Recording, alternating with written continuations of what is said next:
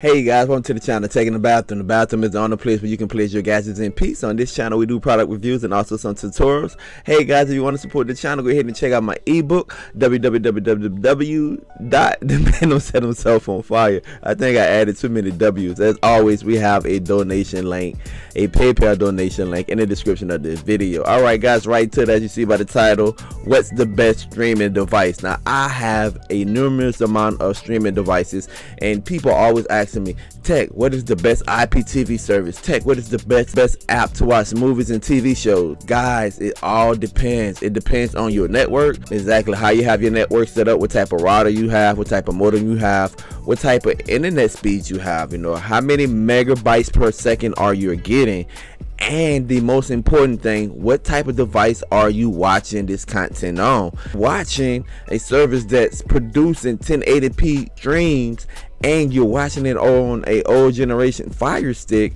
you might have some issues right there, guys. So I want to talk about the Fire Stick, the second generation right here.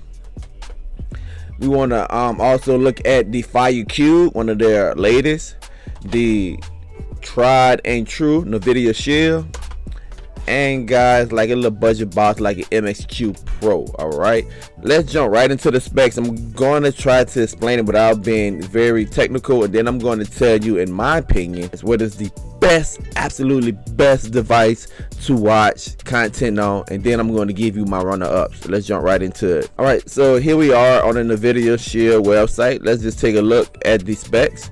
Now you come right here, you can see that the NVIDIA Shield, which is geared for gaming and streaming, but mostly gaming, you can see that it have 4K HDR ready, and you can look at that at 60 frames per second playback.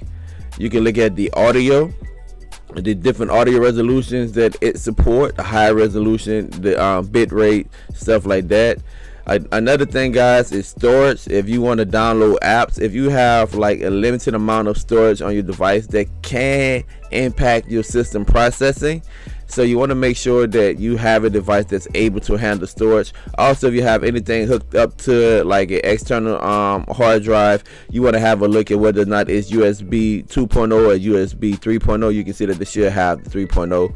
And wireless, guys, make sure that they have dual Wi-Fi. Now this is why this is so important. You can see that the NVIDIA Shield is Bluetooth compatible, and it does have dual Wi-Fi, 2.4 gigahertz and 5 gigahertz. Now 2.4 gigahertz, it travels through walls better than 5 gigahertz, but the thing with 5 gigahertz is that it's not as crowded. So 2.4 gigahertz, a lot of things are on that channel, but 5 gigahertz is like you're on the highway by yourself. All right, so you want to make sure that you have dual Wi-Fi. You can try to toggle between the both to get the best streaming experience. Shield is pretty good about keeping their software up to date. Again, software is going to help that box. Whenever you get a box, you want to make sure that you go with a company that provide continuous update, or you have the capability to tweak, root, or update your own box where you can kind of like customize that box where you can get the best possible experience out of it. So that is the NVIDIA Shield. Let's jump right here. Now this is the Fire TV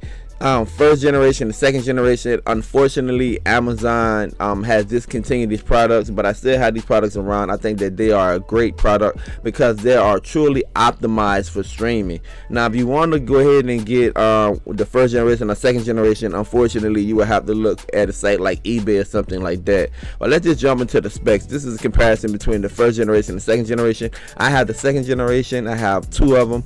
Let's just look at these specs right here. You can see it's not quite true 4K, but it's able to handle it at 30 frames per second. You can see how it's able to handle 1080p at 60 frames per second. We jump down right here, guys. You can see the CPU. You can see the that it is a quad core and what it's clocked under. And you have 2 gigs of memory. Memory is very, very important. The gigs of RAM, randomly accessed memory, that help your computer process. They help the computer work faster. And you can see that you have an Ethernet, whenever possible, connected directly to your modem via Ethernet.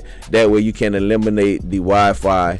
They also have Bluetooth connection. Now the second generation also have dual Wi-Fi. You can go ahead and jump down. Also it have a USB 2.0. Now They only have one USB port, and a lot of people like to use that port to connect like a wireless mouse or something like that. Another thing you can do is you can get like a USB hub where you can have multiple ports where you can connect an external hard drive or something like that too, if you wanted more storage. All right, let's jump right on to the Fire Cube. All right, so here you can see that it have the hardware acceleration, and this is true 4K people at 60 frames per second, 35 megabytes per second. That's a lot of data going through there. You can see it have true HDR10, and again, you can just look at these specs, and right off the back you can tell that this is optimized for streaming. And the video shield is optimized for gaming, but it also handles streaming very, very well because of the power that gaming requires. It can easily push through those streaming sources. You continue to go down, you can look at the audio. Now you can see up to 48 gigahertz. Now this microphone, it runs best at 48 gigahertz. For all of you audio techs out there, you know the difference between 16-bit and 24-bit, but one of your highest clear sounds would be at that 48 kilohertz. All right, we'll scroll down, guys. Now you can see that it have a 3.0 play rating. Whenever you're talking about the DRM, whenever people trying to do reviews on Fire Sticks or Fire TVs or Fire Cubes, and you try to hook up a capture card, this is the thing that's blocking it. You need a splitter for that. You can see it have 16 gigabytes of internal storage, and you can see that they have 2 gigabytes of RAM, guys. So just go ahead and check that out. 2 gigabytes of RAM. Again, randomly access memory. Stay away from 1 gig of RAM devices. At a minimum, 2 gigabytes of RAM whenever you're streaming IPTV sources or any sources that's going to have 1080p resolution or higher is my recommendation. You can see they have a quad core. You can look at the chip that they're using, the quad-core ARM Cortex A53 CPU. You can see it's clocked at 1.5 gigahertz, and it supports 32 bits apps. All right, and again, you can look at it. You can see that they have dual band Wi-Fi at 2.4 and at 5 gigahertz. Absolutely critical, guys, to your streaming experience. And also, of course, Ethernet. You're able to connect an Ethernet to it. It comes with a little adapter where you can connect the Ethernet to it. You can see up to 100 megabytes per second, and you also support expandable storage. That's the Fire TV Cube. Let's jump into the MSQ Pro, and we're looking at the 2 gig one, guys, 4K one, and you can see that it's rocking the 7.12 Android software. You can look at the chip that they have in here. All right, it's very important, especially when you're looking at these budget boxes. It's very important that you take a look at the chip that they have in there, what chip that they are rocking. You can see that it's also dual Wi-Fi, and it have 16 gigabytes of storage. All right, 2 gigs of RAM, 16 gigabytes of storage. So these are the devices that I have, and with each one of these devices, I'm able to stream. I'm able to watch my content little to no problem. So these are the boxes that I have. Now, guys, I did my research and I wanted to have a good streaming experience. That's the reason why I purchased these boxes. All right, now the moment you've been waiting for, we look at the specs, we're seeing the difference. We identified 3 main things. Let me get in the camera. We identified 3 main things. All right, the first thing we identified is that you absolutely have to have a good internet system. So make sure you have at least, at the very minimum, that you have at least 48 megabytes per second internet speed. Now, in my personal opinion, I think you need at least 15 megabytes to a box for you to have a good streaming experience whenever you're streaming IPTV television, or you're trying to stream like a 720p movie. That's my personal opinion. It's been my best experience. Here is what I would say I would recommend as my third choice.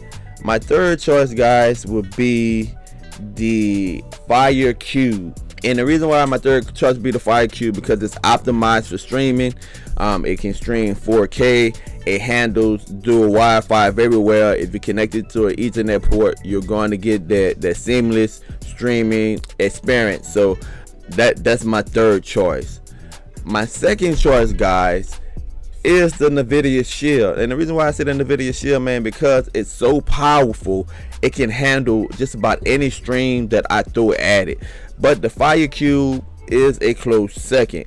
Now, for the winner and the reigning champion, There has not been any device that have came close to this.